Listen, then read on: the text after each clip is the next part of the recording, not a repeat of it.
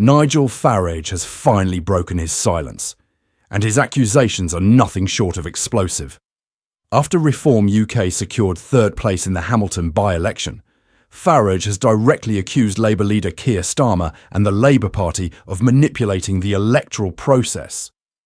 What initially appeared to be a surprising yet legitimate Labour victory has now ignited a fierce political row.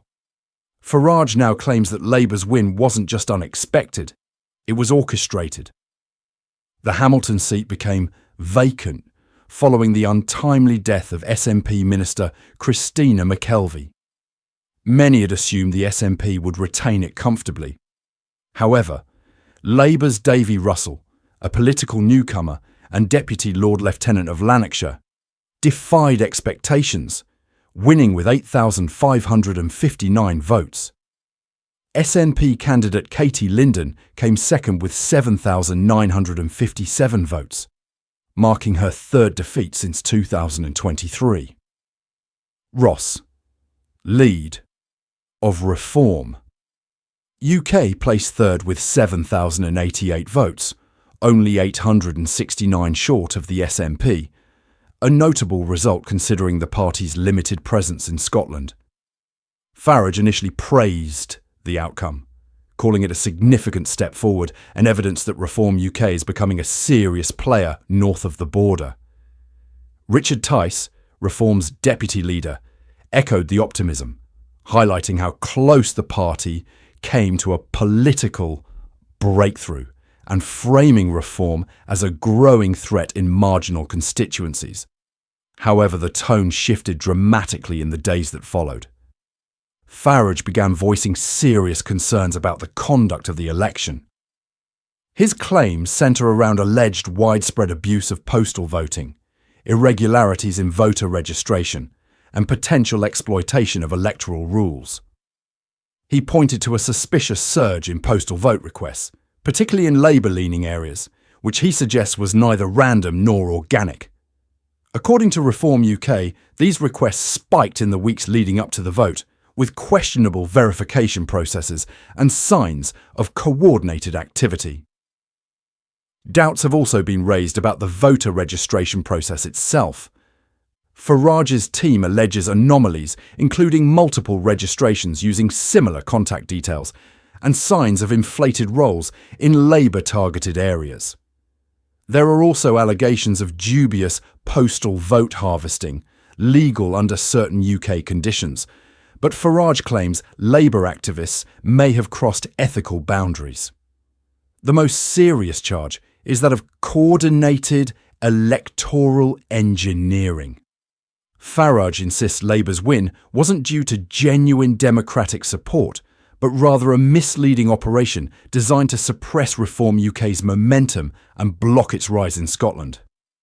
If proven, these allegations would represent one of the most serious electoral scandals in modern British history. Unsurprisingly, Labour has pushed back forcefully. Party officials dismissed Farage's claims as desperate conspiracy theories, branding him a sore loser unwilling to accept defeat. Did you know that over 95% of our viewers aren't subscribed to the channel? We totally get it. Life gets busy, and sometimes it's easy to forget. But here's the thing. Subscribing is completely free, and it really helps us keep creating the content you enjoy. So why not hit that subscribe button and join our community? It only takes a second, but it makes a world of difference to us. Thank you for your support. Starmer's office issued a sharp statement condemning Farage's rhetoric as dangerous and baseless, warning it undermines public trust in democracy. Scottish Labour leader Anas Sarwar was even more direct, accusing Farage of arrogance for assuming he could win in Scotland without understanding its political landscape. Despite the backlash, Farage has doubled down, demanding a full investigation into the postal votes and voter registration logs. He's called for urgent reform of the UK's postal voting system, which he argues is open to widespread abuse. Reform UK insists warning signs are already clear. Mass postal vote requests from single IP addresses, identical handwriting on supposedly separate forms, and ballots returned to addresses not matching the electoral register. If substantiated, such claims would constitute serious breaches of electoral law. Election officials, however, have rejected the allegations, maintaining that all procedures were followed and the count was fair and transparent. Reform UK observers were reportedly present throughout. Legal experts remain divided. Some see cause for further scrutiny, while others argue the evidence is flimsy and risks damaging democratic norms without justification. The Electoral Commission has said it will review any formal complaints submitted, but emphasised that extraordinary claims require extraordinary evidence.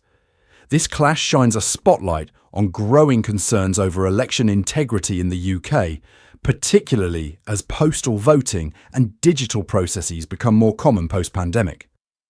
While such measures improve access, they also raise the risk of misuse. Politically, the implications could be profound.